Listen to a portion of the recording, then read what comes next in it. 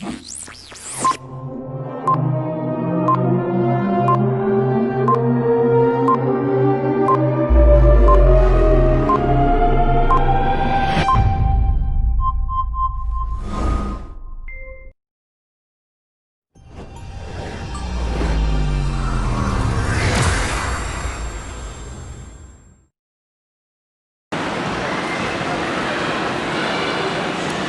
ขอบใจ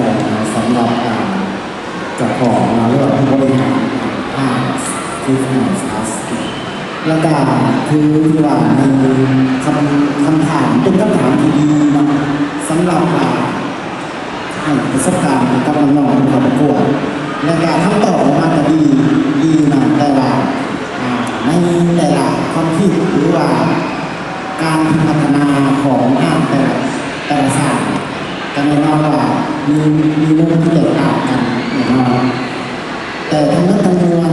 ก็คือทั้งสามนอกต่อมาถือบ่ถือมั้แต่มันจะมีจุดเด่นกันน้อยนึงว่าในการนักกีฬา